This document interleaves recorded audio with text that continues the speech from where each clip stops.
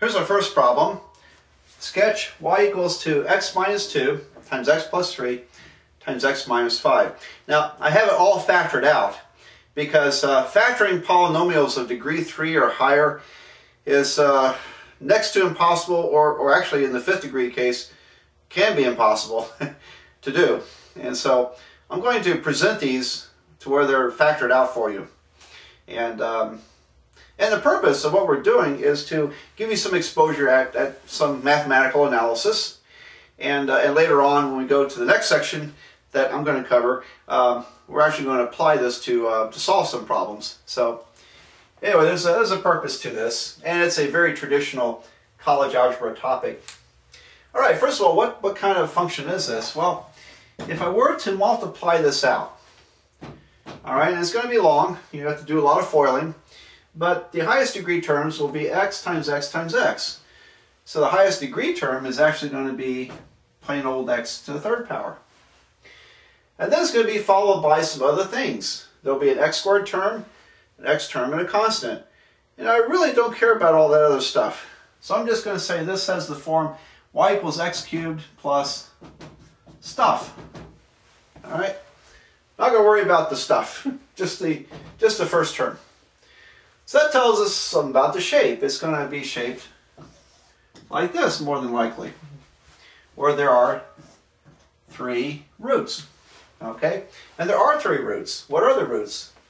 The roots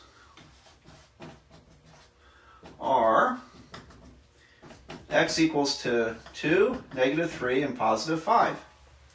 So where did I get those from? Well, if you set this equal to 0, and I'll write this one out. If you set this equal to 0, then you're finding out where does this cross the x-axis? Where are the roots? And so we do that using the zero product property. It's factored, so we would set each factor equal to 0 and solve. And that would give us positive 2, negative 3, positive 5, just as I have written. All right, so those are the 3 roots. And from now on, we'll just kind of recognize it here. It's actually the opposite number inside. Okay.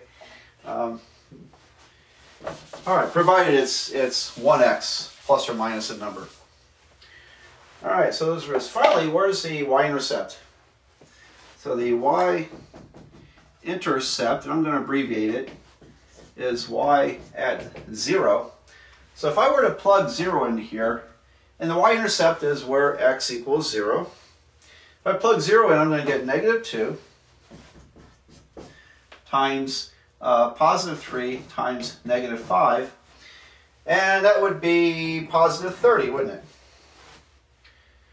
That would be 30.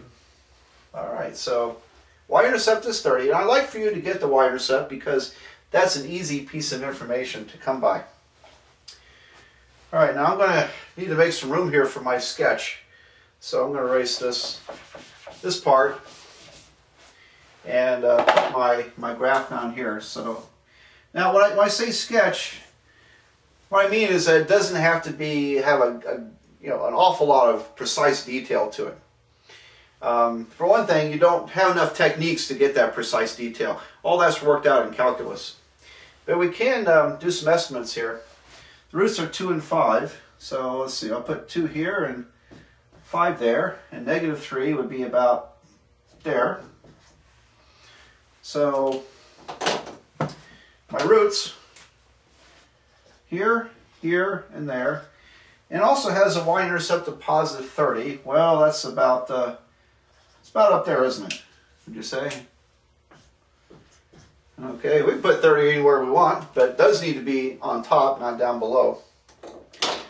All right, so it has this kind of basic shape. It comes up, whoops, crosses through there, goes back up again. There we go. So it has to cross through these 4 points we got. And there's the sketch. There's the sketch. Now, where does it peak out? Where does it bottom out? That requires calculus techniques, so I don't expect you to know exactly where it peaks or bottoms out. I can tell you that it does not bottom out at exactly between 2 and 5.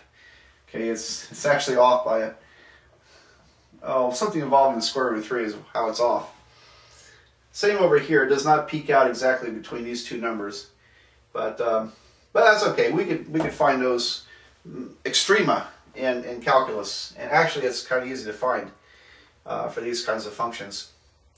All right, so there's the sketch of that function, and so I'm going to erase the board and do another one. Do another one.